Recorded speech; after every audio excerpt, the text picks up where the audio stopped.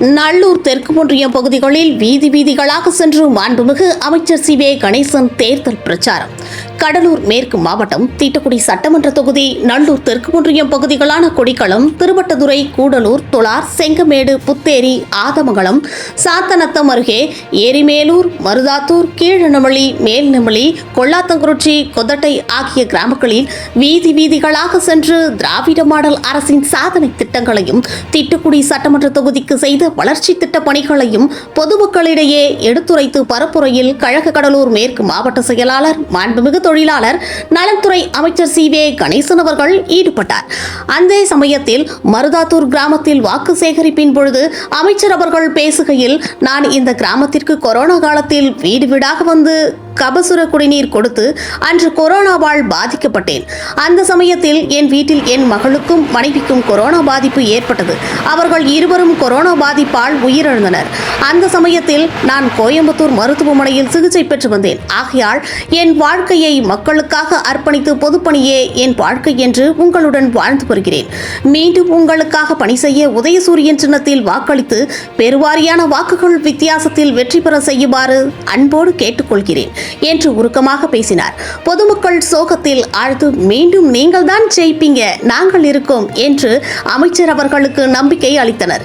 இதில் மதசார்பற்ற முற்போக்கு கூட்டணி கட்சி நிர்வாகிகள் மற்றும் கழக நிர்வாகிகள், மகளிர் அணி நிர்வாகிகள், இளைஞர் அணி நிர்வாகிகள் ஏராளமானோர் கலந்து கொண்டனர். என்னுடைய மனைவி இறந்துச்சு. 2 பேர் எங்க வீட்டுல இறந்ததுக்கு கொரோனா தான் காரணம். அதுக்கு என்ன காரணம்? எல்லா ஊர்லயும் மக்களுக்காக போய் ஊரா போய் இந்த மருந்து அடிச்சது, கொரோனா எல்லாம் ஒட்டிக்கிச்சு. எவ்வளவு பேரு கொரோனா, சாதாரண கொரோனாவது எவ்வளவு பேரு நாடே ஊரடங்கு வந்து பஸ் போகல, ஒரு வாரத்துக்கு 16 பேர் காய்கறி வாங்க போனோம், விவசாயங்களுக்கு போகல. இவ்வளவு கஷ்டத்துல தான் 2 பேர் உயிரை பறி கொடுத்தேன் நான். இன்னைக்கு நான் வீட்டுக்கு போனா யாருமே கிடையாது, நான் மட்டும்தான் தனியா தான் பட்டு வரேன். எந்த காலமும் இல்லை, பெரிய பாப்பா இருந்துச்சு, எல்லா பிள்ளைகளும் எல்லாம் போச்சு. நினைச்சு பாருங்க எப்படி இருக்கும் என் வாழ்க்கை. ஏதோ வர மந்திரியா இருக்கேன், போறோம், அது வெளித்தோட்டத்துக்கு உள்ள ஒரு மனுஷனுக்கு எவ்வளவு கவனம் இருக்கு. நான் எந்த ஊர்லயும் இதை பத்தி பேசல. இந்த ஊர் இந்த இடத்துல இந்த கொரோனா நம்ம தண்ணி கொடுத்தோம் அந்த இடத்துல, அதனாலதான் ஞாபகம் வந்து இதை சொன்னோம். நாங்க ஒரு மனுஷனுக்கு தேவை மனைவி தான் முக்கியம். மனைவி ஒரு எங்க அப்பா ஒரு கவிதை சொல்லியிருந்தார், அம்மா போனா பாசம் போச்சு, அப்பா போனா மந்திரம் போச்சு, உறவு போனா பலம் போச்சு, அண்ணன் தப்பி மாமச்சால பலம் கிடையாது, பலம் போச்சு, மனைவி போனால் எல்லாம் போச்சு. ஒரு மனைவி ஒரு மனுஷனுக்கு கொண்டாட்டினா உலக எதுவுமே கிடையாது.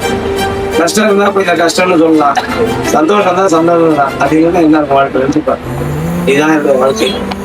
சொன்னேன் மனசுக்குள்ள அவ்வளவு கவலையோட தான் வந்துட்டு இருக்கேன்.